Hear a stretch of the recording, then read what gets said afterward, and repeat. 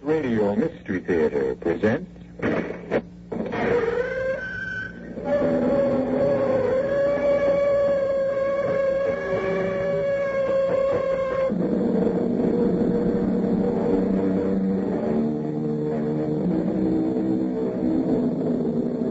in.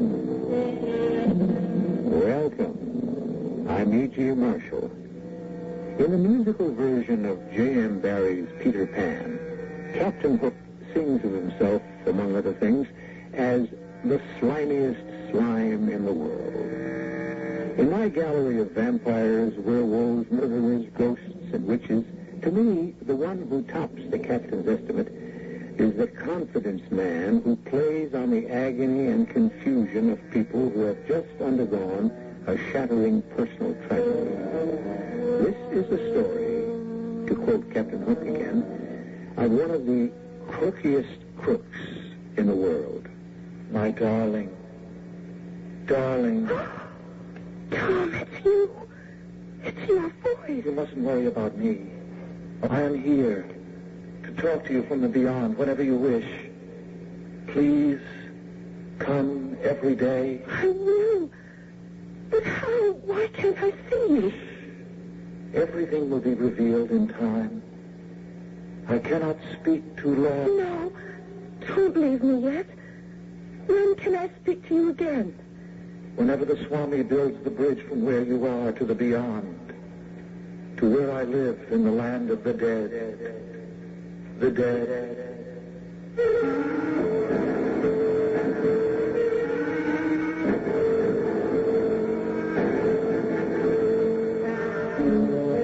Our mystery drama, The Dead Deserve to Rest, was written especially for the Mystery Theater by Ian Martin and stars Jennifer Harmon. It is sponsored in part by Buick Motor Division. I'll be back shortly with Act One.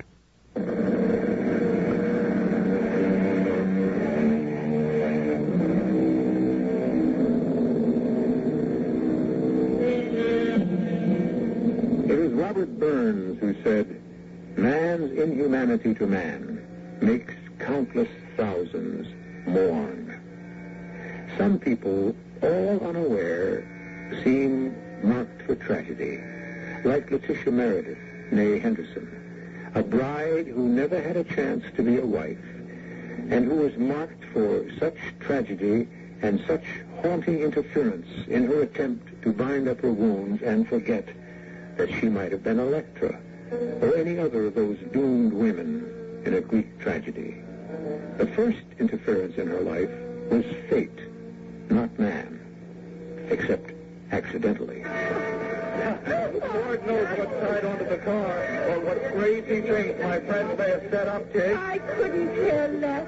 There's nothing anyone can do to touch us now, Tom. We're married. We got it made, honey, all the way. Go on, climb in. No, you go first and slide over to the wheel. Oh, no, ma'am. I helped my bride over the first threshold. There. Now I run around and climb in to take over. And live 100 years together. Take me and your mother. Oh, don't worry. This is only the beginning.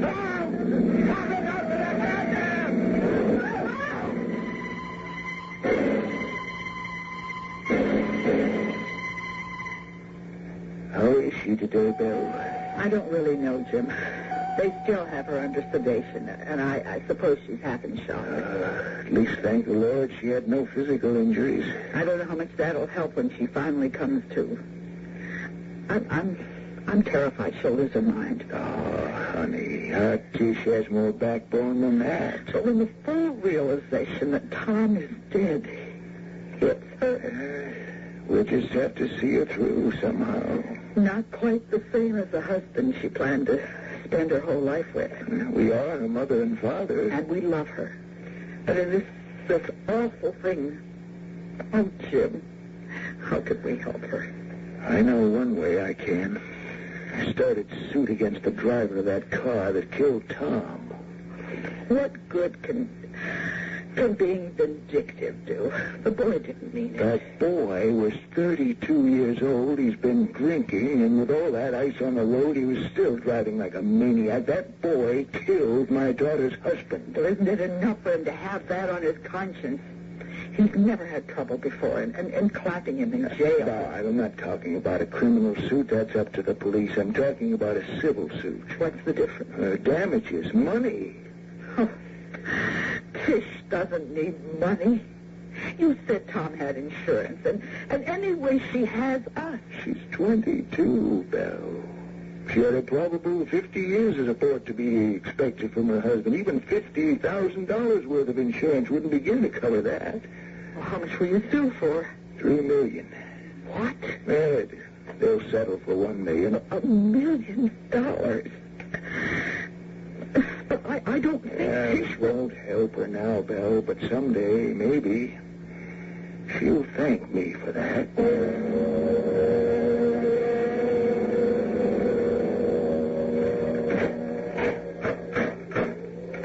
Dad'll bring the bags in, Tish. Want to go right upstairs or sit down for a moment? I don't care. Downstairs, maybe. Tired, dear? No, it's just... Right now, I only have one wish in the world. Why didn't I die with him? Why didn't he kill us both?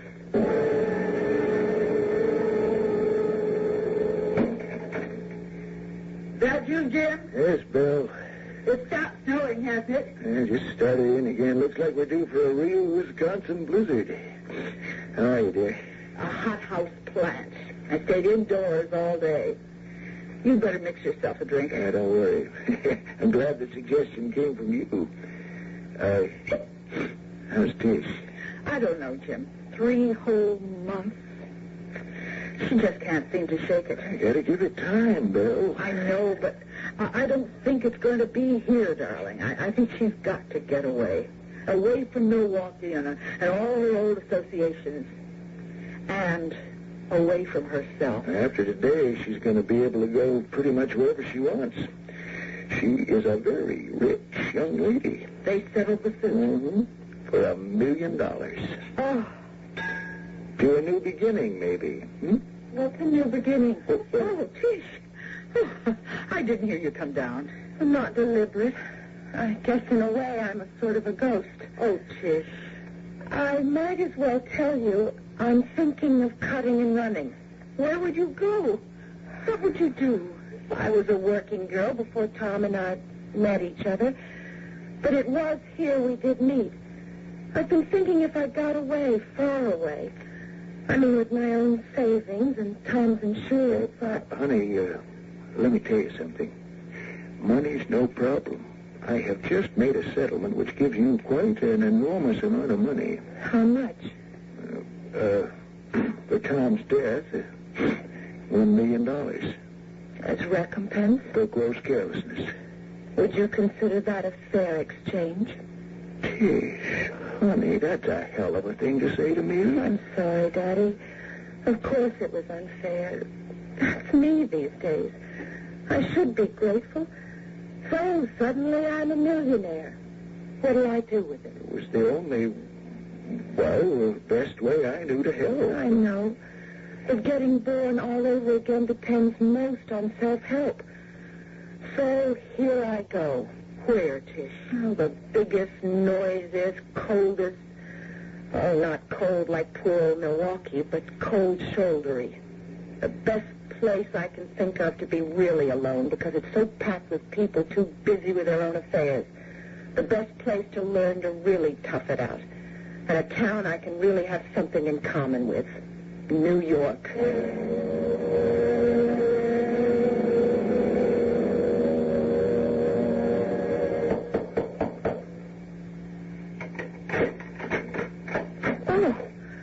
Hello. Hi, kid. I'm your bunkie down the hall. Could I borrow a cup of sugar? Oh, I'm terribly sorry, but I just moved in and I don't even have staples yet. Oh, who needs them? You could always send out.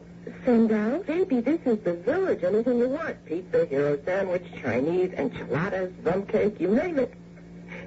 Forget the cup of sugar. Just a ploy, honey. What? Your ploy. Gimmick. Like in chess. The gambit. You dig? It's an opening move, sort of. Well, I know you just moved in a couple of days ago and you look kind of down in the dumps and lonely. Still, I figured I'd amble over and get us acquainted. I'm Hank Plank. How does that grab you for a name? What's your handle? I'm Letitia Meredith. Oh, it ain't the second name that needs changing. It's the first. Like my straight name is Henrietta, but I didn't go for dragging that around all my life, so I got it to be Hank. Well, as a matter of fact, everyone calls me Tish. It's in height. Oh, it's not that bad. I'm only putting you on. I like it. Would you like to come in, Hank? I tell you what, kid, let's put it this way. Would you like me to come in? Yes, I think maybe you're just what I need. You're funny, and I could use a laugh or two. Oh, I'll come in. Listen, when you're 5'2" and 160 pounds like me, you're a barrel of laugh. And that's before I open my mouth even, which, like you see, is as big as my waist. And I'll bet your heart. Well, I dig people, is all kinds. Hey, that's a nice place you got. So what's the trouble, baby? Money? It's the least of my worries. Oh, that's nice. It's the only real one I got. It's a man. That's the reason for the mix-up in the last names, right? He walk out on you, the bum? Oh, no. He was killed. A car hit him right after we were married, and as he was getting into our car in front of the church. Oh, holy cow. Well, you want me to leave by the window head first? Oh, no, please don't go. Oh, Hank, I just want somebody to talk to about him. Come on, sit on the couch, Tish. You'd never believe it, but I got big ears, too, all the better to listen with. Go ahead, honey. Spill.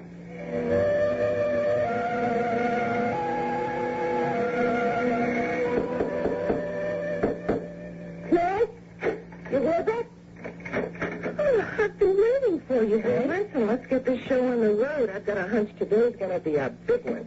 You think we'll get a job? I don't know. I just got vibes. Something big is going to happen. I hope it's for you. And I better land something pretty soon or I'll end up on relief. Now, don't be silly. You know I've plenty of money. Kid, you're the first solid gold millionaire I ever knew, but don't get me wrong. I'd never borrow a cent. I'd go on a diet first. Hank here owes nobody nothing. But after all you've done for me these last few days, listening to me moping and weeping and carrying on, feeding and looking after me like a mother hen. You had to clean out the old system. I just happened to be around. But hear this.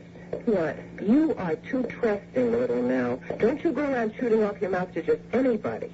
This is a big, bad city with more con men, deadbeats, and just plain thieves licking their lips waiting for a pigeon to come along. I've never spilled my heart out to anyone like that, Hank. Anyone but Tom. Okay. Close book. Hey, listen, now, make sure that front door closes tight, huh? Yeah, I will. Okay, let's see if I got a letter telling me I won the lottery. Cupboard is bare. Aren't you going to open your box? Oh, what for? Nobody to write to me. Even Mom and Dad don't know my address yet. You better open it. Looks like there's something there. Oh, all right. Hey, there is something here. A letter. Probably from some local store-marked resident. No, it's addressed to me. My married name. Who on earth could... Well, what is it, honey? I can't. Listen, Hank, listen to this. My poor, bereaved Mrs. Meredith. No words of mine can adequately express my grief at your deep sorrow. I would hesitate to intrude, except that it is at the request of your own dear husband. He spoke to me last night from beyond the veil and begged me to reach you immediately and tell you that he is calling for you.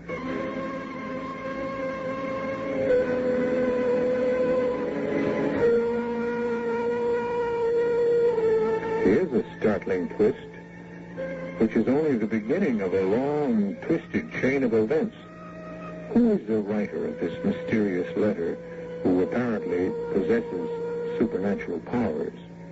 How else, in a city of 8 million, could he have reached unerringly to find one girl, alone, away from friends or family, none of whom know where to reach her? Unless, could Hank have been the one to let him know? I'll return shortly with some of the answers.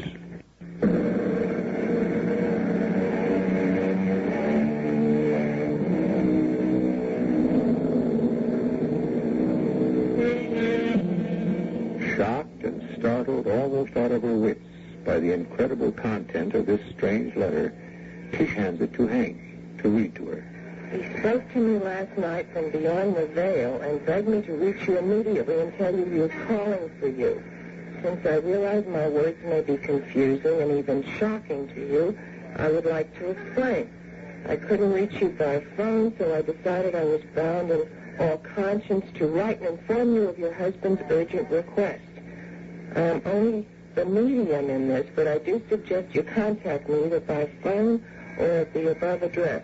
I will be at your service at any time. My work, my duty, and my joy is the service of all mankind. Yours in the service of the eternal spirit, which makes us one. Dr. Pavat Krishna. Wow. Who is this man, Hank? Search me. 91601 Park Avenue, fancy neighborhood. The Temple of Transcendent Truth. What does this mean? I don't know. I guess he's like not a doctor, but more like a guru or a swami, you know? But it's impossible. The whole thing's impossible. What do you mean? Well, how could he know how to find me? I spent 3 months like a zombie after Tom was killed. Then I made up my mind I couldn't go on like that, so I picked up my skirts and ran, hid out. I didn't want anyone, least of all Dad and Mom, whom I loved, to know where I was. How come? Because they don't realize it, but they've always protected me. Wrapped me in cotton, given me too much love and not enough self-reliance. That's what I've realized I have to build for myself if I have to have my life. So I came to New York, and God was sure smiling on me to let me find you. Oh, yes, some big treasure. You don't realize. I mean, after I blew off steam and you rode out the storm with me, I honest to Pete thought I had a chance. A chance at what? Oh, I don't know. Coming to grips with myself, making myself a person, building some real backbone. But this has just turned me all to jelly. I don't get that quite. Don't you see? I was brought up to believe in a world after death, but I never thought... I don't think I could believe in communicating between somebody alive and somebody who's dead, huh? You mean you think the doctor here is a phony? I don't know what to think. How could he be since he found me? What do you think? Oh, I don't see how this guy could be a phony. What could it hurt to at least give him a phone call? I think maybe I just ought to go there. Well, you couldn't go wrong at that address. Want to use my phone to make an appointment? Yes. What have I got to lose? Sure. What do you got to lose?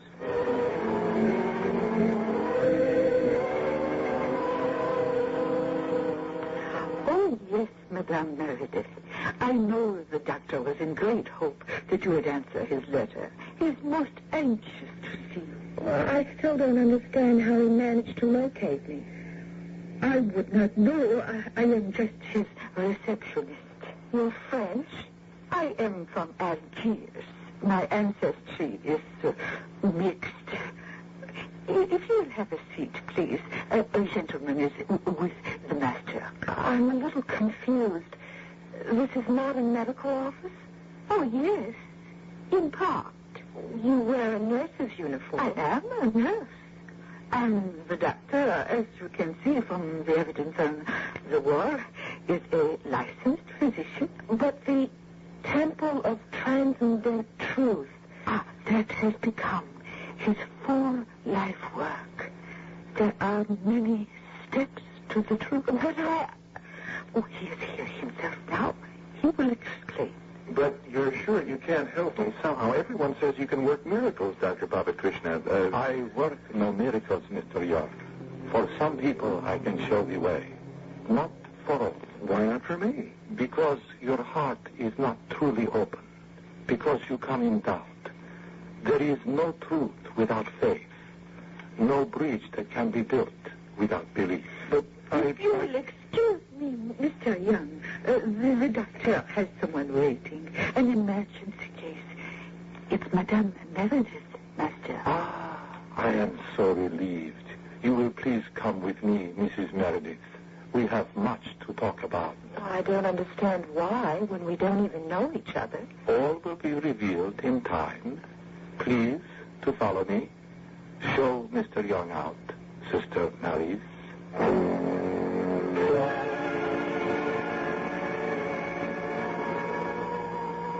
But how did you find me? I know where to find me. Your husband told me when he broke through to me. Tom is dead. Death is only another state of the spirit, and the spirit is endless and infinite. But when he died, even Tom couldn't have known I would come to New York.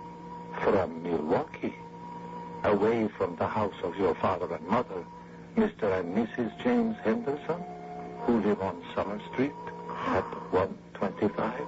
How could you know about them? Because your husband told me. He is worried about you.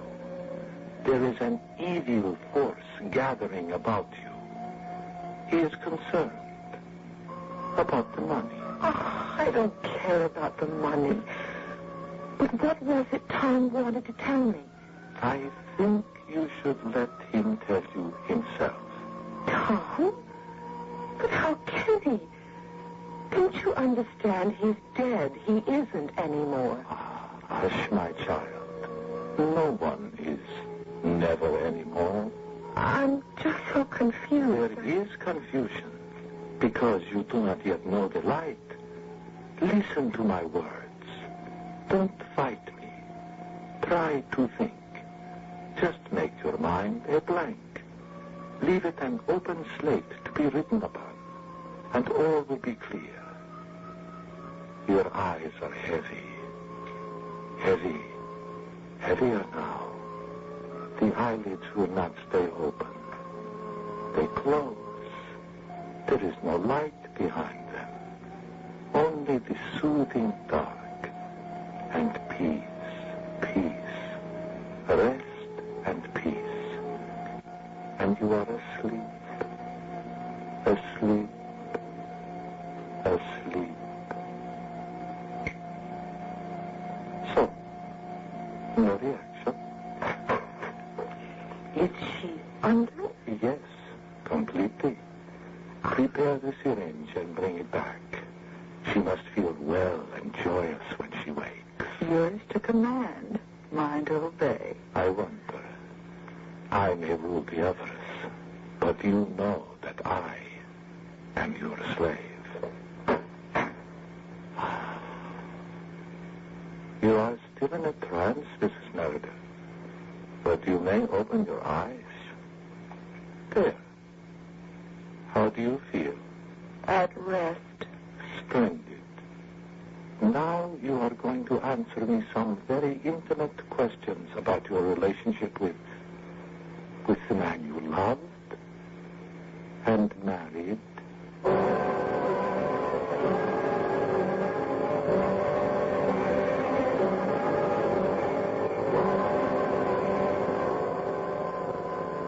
And he called you Tish. No. Everyone else did. Tom wanted his own name. What did he call you? Anne. My full name is Letitia Ann. And did he have a high voice? No. Low? Not growly. Like yours a little, but younger. More like this? Yes. Well, not quite. Did he say, Anne, I love you more than anyone else in the world? Yes. Yes, that's Tom. Only he'd say, Anne, I love you a million. When you hear this voice you are hearing now, you will know it as Tom's. You will know it as certainly as the sun rises. I will know it as Tom's. Tom left you a very rich woman. $1 million. It was like blood money. I will never use it, only for some worthwhile charity. Would you sign it over to the Temple of Transcendent Truth? I don't know. I don't know what it is. It is a church and a refuge. You could live here in the retreat with all of us who have given our lives to the pursuit of oneness. I don't know. Would you, if Tom told you to? I don't know. I'd have to ask him. Then you shall ask Tom. Yamin. Nice. Listen to me, Mrs. Meredith. What I am going to tell you, you will remember when you wake. Everything else you will forget. Remember only one thing. Ask Tom what to do with the money, and obey him as your husband. You understand? Yes, I will ask him and do as he tells me. She is being difficult. You know that even under hypnotism, I cannot force anyone against his will. You have the highball. Yes. Good. Give it to her now, so she will feel the joy and release when she leaves. Then I will wake her, and we will bring her to the sanctuary. Oh, golly, I feel as if I'd fallen asleep or something. This is what we call the sanctuary. Oh. Here the outside world disappears like the illusion it is, and the truth is all. The oneness of the spirit, the bridge from life to life. Why did you bring me here, to this dark place? To talk with your husband, as I did. Call your husband. Tom? Tom? Anne, darling. It's you. Your voice. Listen to me, Anne, my darling. You mustn't worry about me. Only about all those around you in your physical life.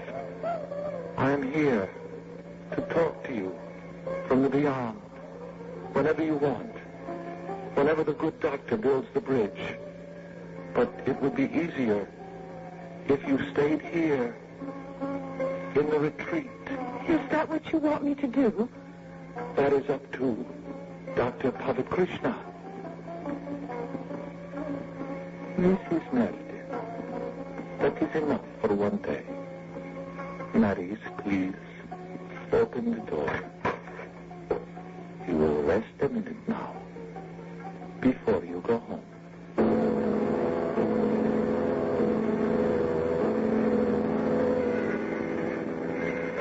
Excuse me, miss. Please, I'm sorry.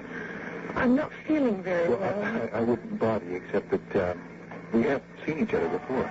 We have? Yeah, in Dr. Krishna's office. I came out while you were waiting to go in. Oh, yes. Then I'm sorry, whoever you are. Oh, Jerry Young. I just can't talk at the moment. I'm too... Oh, please let me go. I only wanted to ask you, did he bring you any relief at all? Oh, could you get me a cab, please? I think I'm going to pass out. Oh, yeah, sure. Just give me your address. I'll see you home.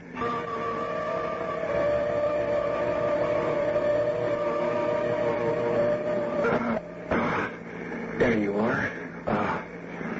You want me to open the door for you? Oh, if I could just find my keys. Hey, Teri?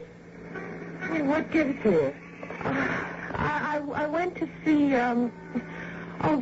this gentleman was nice enough to see me home. You know her? No. Okay, chum, then thanks. And blow, okay? I'll take over.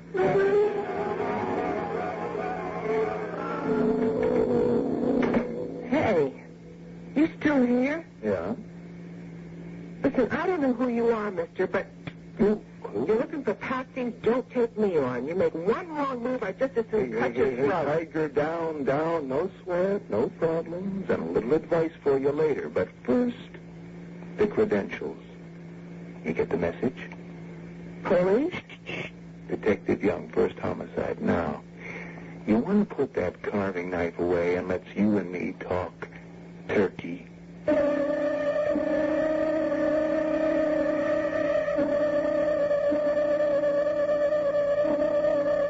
that the twisted, complicated chain I talked about is forged, remember the slimiest slime in the world? The crook who feeds on human grief and loss and far too often gets away with it.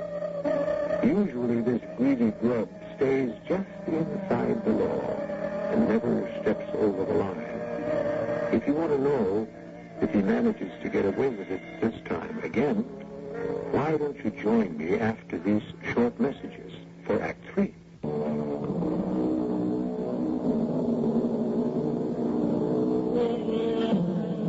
The mystery at the core of this story is still how Dr. Pavat Krishna could have divined the information he had to begin with, unless he is a true psychic.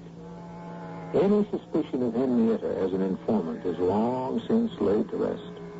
And even doubting the authenticity of Detective Gary Young's badge and credentials, there is no way he could have known who Henrietta is or what connection she has with Tish. So, let us proceed to the proof of the pudding. What you're telling me is that this crook preys off old women and widows and ladles off the dough. He's a big #1 phony, right? In my book. So why haven't you nailed him sooner? Because we can't get anyone to testify against him. Now, I can't prove it, but at least 2 older women who've left money in their wills to his temple died. Kind of very convenient. You mean he's a murderer? The whole setup smells. Now, I tried to con my way in as a broken-hearted son looking to reach his mother, but somehow that spider smelled me out. What I'm trying to say is your little Mrs. Meredith, after the sad story you told me, and if she is worth all that money, is just the kind of pigeon that's made for his racket. Well, what do you want me to do about it? Hang on to her. Hold her back till I get a chance to do a little research on all you've told me. With a little luck, we can set a trap to pin that bald-headed eagle to the wall.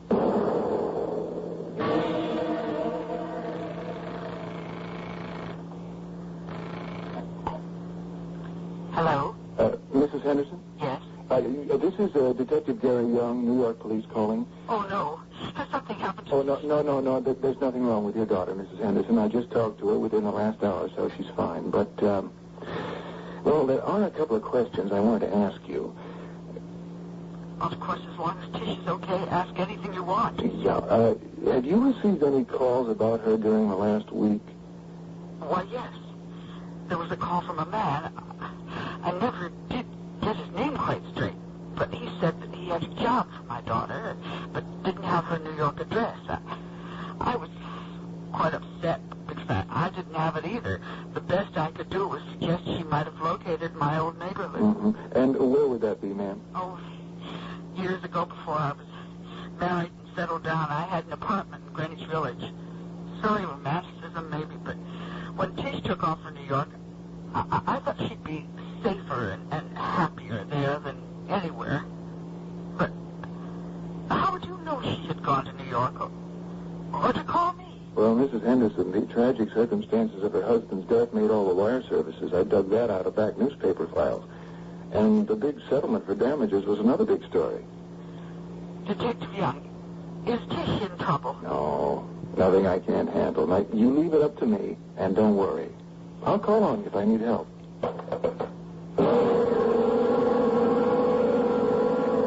I think you're kind of trapped in a big-time con game. How? I told you, Tish, there was nothing supernatural. This guru shmuru picked up your story in a countrywide press release. Oh, right. Perhaps he could have. But how could he know my address? Personal things like what my husband called me? All that? Look, don't ask me, but why don't you give Gary Young a chance to explain? Oh, you just went hook, line, and sinker for a good-looking cop, and he can make you believe anything you want. I wish that was the truth. I wouldn't have to be asked to give in.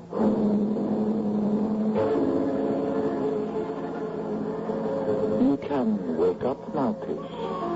Are you awake? Yes. Would you like to talk about the money? No. But you do want to talk to Tom. Oh, yes.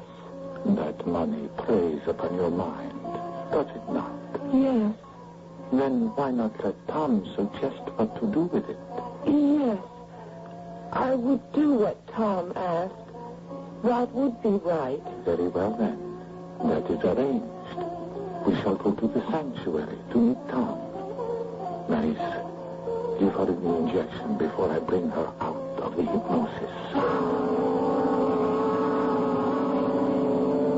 I can't get anywhere with her, Mr. Young. I mean, when she comes back from that temple, like she calls it, it's like she was hypnotized.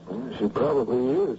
And I wouldn't put it past him to use drugs. The worst part of it all is she's talking about moving into the house with all the other creeps because then she can talk to Tom whenever she wants. How can he fool her like that? She's not dumb. Post-hypnotic suggestion, stimulants to make her feel on a high after her supposed talks, the letdown when they wear off that drags her back. You mean he has her hooked? He knows he's being watched. That guy has the intuition of a cat. Maybe he does have some real ESP. I figure he's after one big score and then blow. And your friend Tish has just the kind of stake he and his girlfriend need. We've got to figure something desperate.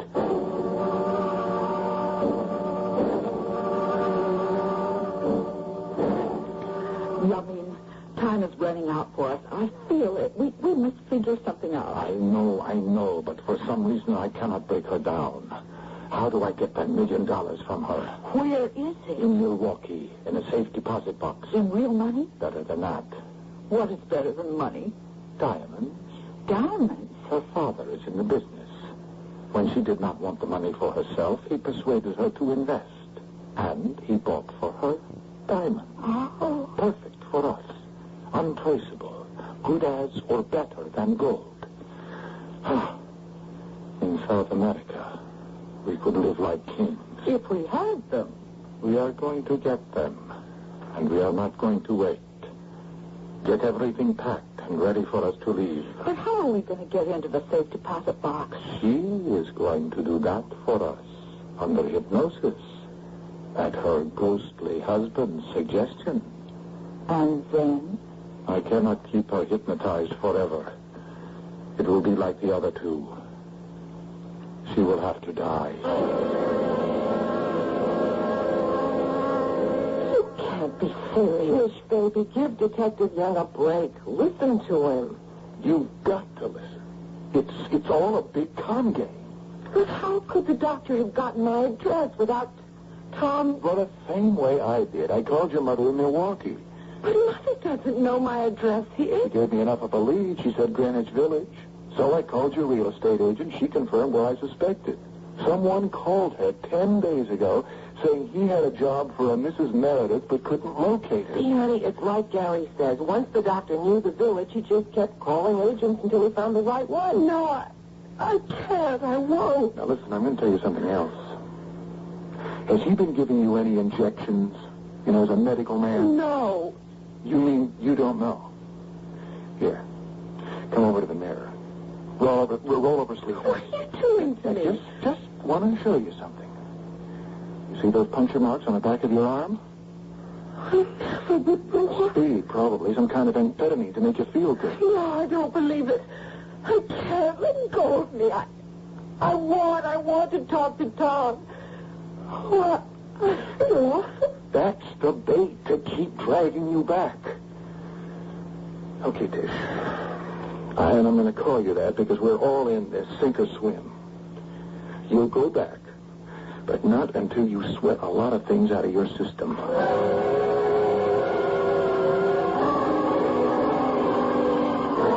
Where the devil is she? This is the second appointment she has missed. Well, we can't call her. She doesn't have a phone yet. Shall I go to the apartment and... No. We'll give her one more day. Then we will have to make a move. Okay, Gary. I've been a stupid, romantic, gullible little fool. I should have realized, remembering Tom, that he'd never have gone with this, no matter where he is. I think I owe him something for making him out as foolish as me. Okay, let's get busy setting houses in order. What do I do? Well, it's simple. And I hope not too dangerous. Now, they're hungry for money. I think we can catch them off guard. The first thing is this. Nobody can be hypnotized if they don't want to. I'll show you a trick which is guaranteed that it won't work. Then, after that, do everything he wants to. Pretend to agree. Try to get him to lay out everything he has in mind. Now, you'll have the radio transmitter in your pocket, no bigger than a pack of cigarettes, and the mic is here. You see in this brooch? We'll have the house covered. If you get in any real trouble, press here against the pack. That's an alarm. And if not, go with it. And trust me.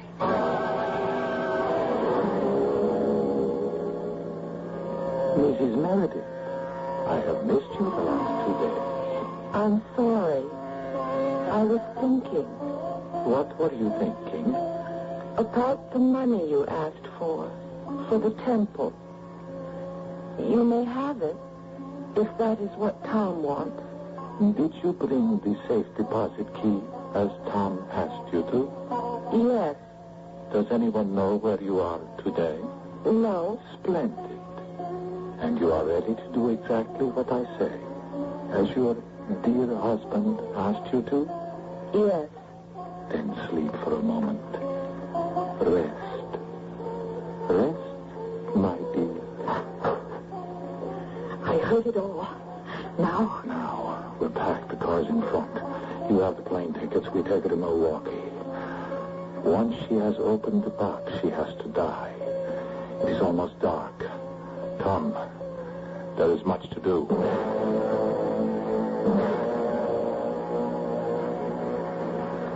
I am quite sure I have her under. But hold her tight, Maurice. We take no chances. Put her in the middle, between us. Mrs. Meredith? Yes? Climb into the car, my dear. That's right. Now you, Maurice, and I will go around to the driver's side. All right, Doctor. Hold it right there. What? Who? Police. Don't move. You're covered. Look out, you crazy peasant. Doctor, watch it.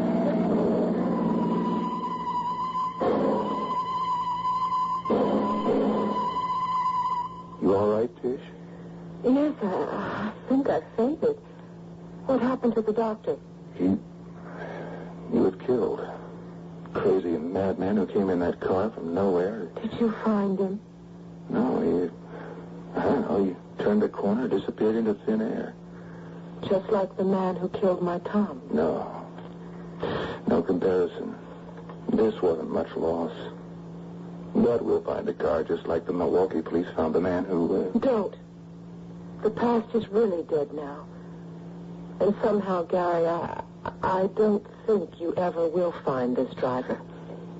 Because I saw him just before the car hit. Oh? Well, could you recognize him if you saw him again? Yes, only I never will. I told you the past is dead. The man behind the wheel was Tom.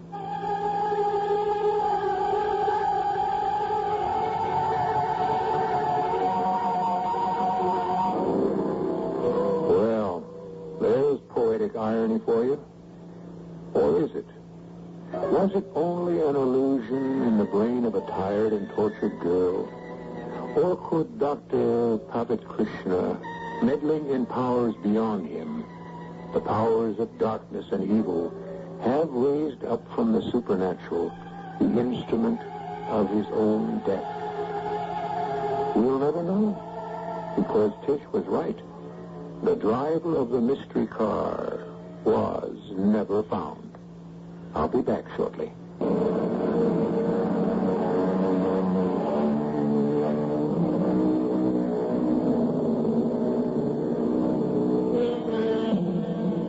There's little more to add. Maurice is no longer in the country, shipped out as an undesirable alien. Tish, being young, and time being the best of healers, found the best of use for those diamonds. They equipped and staffed a halfway house for young people to escape and shake their individual drug habits. She has found another doctor, the head one at the clinic, and this one she will marry soon. She doesn't go often to New York, but when she does, it's to visit her best friends, Mr. and Mrs. Gary Young. That's the ex-Hank Plank, who has shed an uncomfortable name and 35 pounds along with it. Our cast included Jennifer Harmon, Russell Horton, Martha Greenhouse, William Redfield, and Teri Keane. The entire production was under the direction of Harmon Brown. And now, a preview of our next tale. I was led to the edge of the forest, the forbidden forest, by my teacher and sponsor, Death. Are you frightened, Gold? No? Say the truth. Well, yes. Remember what I taught you? Yes, I remember. They're very good fighters inside.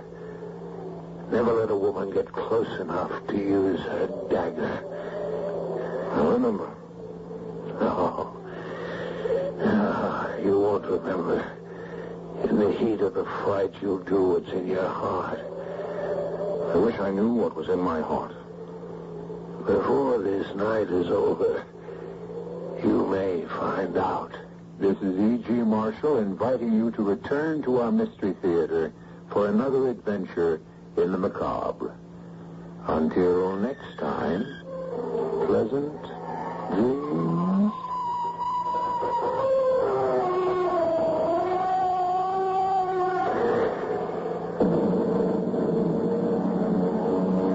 If you're looking for the right way, come look at Horton. If you're looking for the value, come look at Horton. If you're looking for the romance, Stop that music. Hold those singers and listen to this. Your Ford dealer has some exciting price news for small car buyers. Now you can pay less for selected models because special incentives from Ford to its dealers make lower prices possible on Pinto, Maverick, and Mustang too. You must buy from stock before July 4th. Don't miss this opportunity to get a great value on a Pinto, Maverick, or sporty Mustang too. Buy now from your Ford dealer.